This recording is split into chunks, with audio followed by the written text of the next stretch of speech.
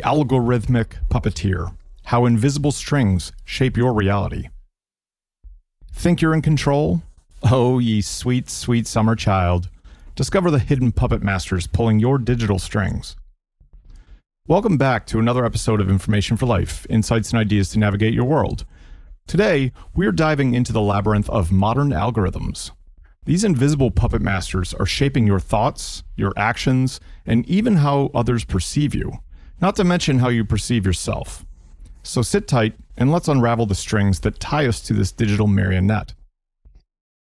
Section 1. The Hidden Architects of Your Digital World. Algorithms. Picture this. You walk into a dimly lit bar, the kind of place where the air is thick with the scent of stale beer and cigarette smoke. The bartender, let's call him Algo, greets you with a nod. He doesn't wait for your order, he already knows. He slides a glass down the counter, your usual, whether you like it or not. But Algo is no ordinary bartender. He doesn't just remember your drink. He remembers your conversations, your friends, even the way your eyes linger on the exit sign.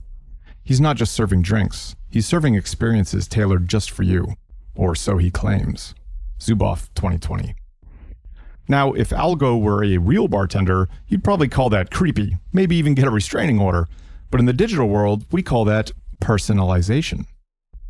According to Karen Young's study in the Journal of Artificial Intelligence Research, algorithms have their tendrils in almost every pie you can think of, from the news you read to the people you swipe right on. Young, 2017. They're like omnipresent architects, sketching the blueprints of our digital lives. But here's the kicker. What exactly is on that blueprint? Is it a cozy home tailored to your needs? Or is it more like a maze designed to keep you lost, clicking, and most importantly, consuming? Taina Bucher, in her book If, Then, Algorithmic Power and Politics, delves into the political implications of these algorithms. Bucher, 2018. They're not neutral tools. They have agendas. Whether it's to keep you scrolling, to influence your political leanings, or to make you buy that pair of shoes you glanced at once, these algorithms are designed and continue to evolve at a mind-boggling pace with specific outcomes in mind, to shape and mold you into something without an identity of your own, while insidiously thinking that you have an identity that isn't theirs. They're not just passive mirrors reflecting our desires. They're active agents, shaping what we see and how we interact with the world. And let's not forget about the search engine manipulation effect, a term coined by Epstein and Robertson, 2015. This is where it gets a bit Orwellian. Search engines, guided by algorithms, can significantly sway public opinion and even election outcomes. Imagine Algo the bartender whispering in the ears of every patron, subtly nudging them to vote for a particular candidate. It's like having a lobbyist in your pocket, except this one doesn't even need to buy you dinner first. So we're not just talking about a bartender who knows your favorite drink. We're talking about a bartender who knows your life, influences your decisions, and even meddles in your democratic rights. It's high time we ask ourselves, what kind of world are these digital architects building for us? And more importantly, do we have any say in it? Section 2. The Mirror and the Mask. Picture this. You're standing in front of a mirror, but it's not just any mirror. It's a funhouse mirror, the kind that stretches your legs, shrinks your head, and makes you look like a caricature of yourself. Now, what if you had to look into this mirror every day? What if this distorted reflection became your new normal? You might start to believe that this is who you truly are. Well, welcome to the algorithmic funhouse, my friends. Epstein and Robertson, 2015. It's like having a personal stylist who insists on dressing you in clown shoes and a tutu, and you start to think, maybe this is fashion. Maybe I'm the one who's out of touch. Algorithms create this feedback loop, a never-ending cycle that amplifies your preferences, your biases, and yes, even your fears. They take what you give them, your clicks, your likes, your time, and they churn out a version of reality that they think you'll find appealing. But here's the catch. This reality is often a distorted one. It's like looking into that funhouse mirror and mistaking it for the truth. And let's not forget, this isn't just a solo act. It's a performance for an audience. Your online persona, whether you've carefully curated it or not, is also subject to this algorithmic distortion. A study by Fox and McCowan in the Journal of Social and Personal Relationships found that algorithmic suggestions could significantly impact how people perceive each other online, Fox and McCowan, 2017. So, not only is your mirror distorted, but the mirrors others use to see you are also warped. Imagine you're at a social gathering and everyone is wearing those funhouse glasses that distort their view. You might be the most eloquent, charming person in that room, but if their glasses make you look like a cartoon villain, that's the role you'll be cast in. Algorithms act as these distorting glasses, shaping not just how you see the world, but how the world sees you. It's a two-way street of distortion, a dance where everyone's stepping on each other's toes and no one's quite sure who's leading anymore. The question we need to ask ourselves is, are we okay with this choreography? Are we content to waltz through life letting algorithms call the tune? Section 3, the Rewiring Act. All right, folks, fasten your seatbelts because we're about to take a detour into the realm of science fiction, or so you'd wish it were fiction. Have you ever stopped to ponder how these algorithms might be rewiring the very fabric of your brain? Sounds like something straight out of a dystopian novel, doesn't it? But the science suggests this is far from fictional. A study published in the Journal of Cognitive Enhancement delves into the neurological impacts of our digital consumption, Meshi, Timar, and Hikar in 2019. It's not just about shaping your opinions or your shopping habits. We're talking about the alteration of neural pathways. These are the superhighways of your brain, the routes that information takes from point A to point B. Algorithms are like construction crews redirecting traffic, changing the landscape over time until you find yourself in a completely different mental neighborhood. Think you can just browse Instagram for an hour every morning and remain yourself? Good luck with that. Imagine your brain as a city. Now, the algorithm is that pesky city planner who keeps putting roundabouts where they have no business being. You wanted to go to the grocery store, but now you're somewhere at a pet shop, adopting a hamster. Don't blame your poor sense of direction, blame the algorithm. This rewiring isn't just academic, it has real-world implications. The study points out that these neural changes can affect your decision-making processes and even your emotional responses. Think about that for a moment.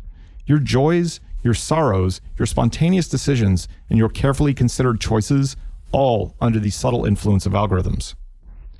So the next time you find yourself tearing up over a video of a cat befriending a duck, don't just blame the onions you're cutting or your soft heart. There's a good chance that an algorithm has been at work, fine-tuning what tugs at your heartstrings.